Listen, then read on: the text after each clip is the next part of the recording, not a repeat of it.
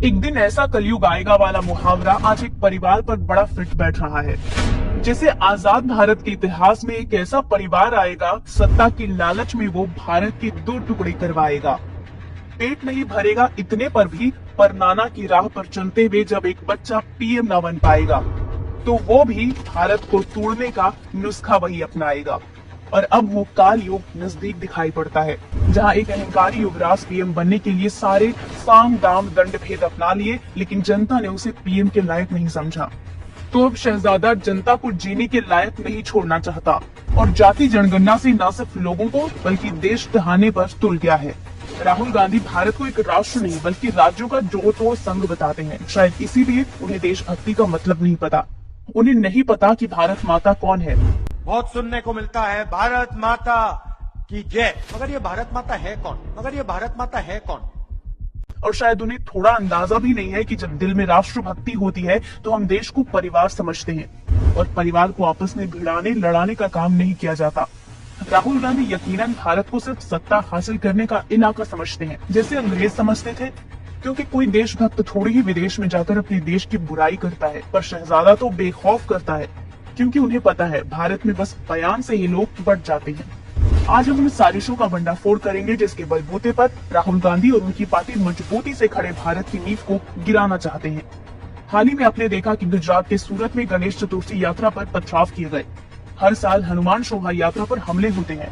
देश में petrol bomb से ट्रेन उड़ाने की साजिश, वंदे भारत जैसी हाई स्पीड ट्रेनों पर पथराव।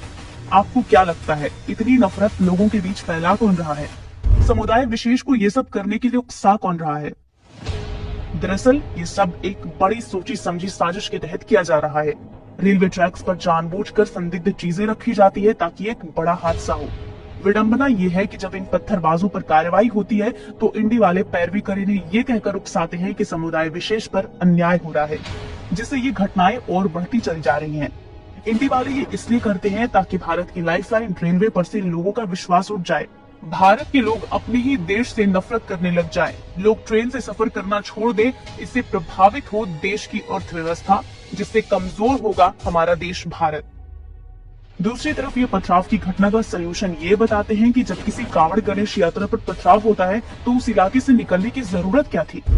वाह, चित्त भी आपका पट्ट भी तुम्हारा, यानी कि वो तो पत्थर फेंकेंगे ही, तुम वहां से मत निकलो।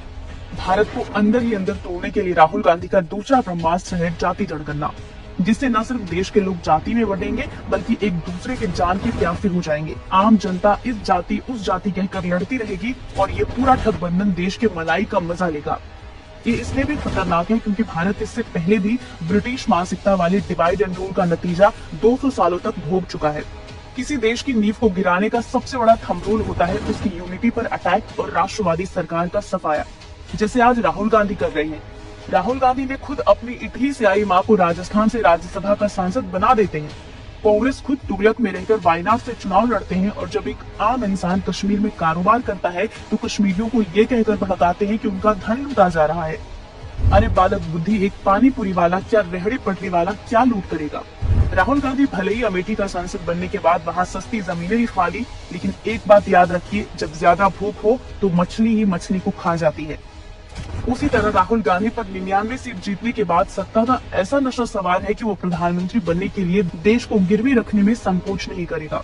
जैसे 77 साल पहले नेहरू ने पीएम बनने के लिए भारत के दो टुकड़े करने में एक पल नहीं सोचा। शहजादा भारत को फिर से तोड़ने में जरा भी नहीं हिचकिचाएगा। कांग्रेस पहले ही अपने शासित राज्यों की अर्थव्यवस्था को उठा चुकी है और अब अगर सत्ता में आई तो जाति जनगणना से लोगों को, फ्री रेवड़ी से अर्थव्यवस्था को, वोट बैंक के लिए भारत को ध्वस्त करने में वक्त नहीं लगाएगी।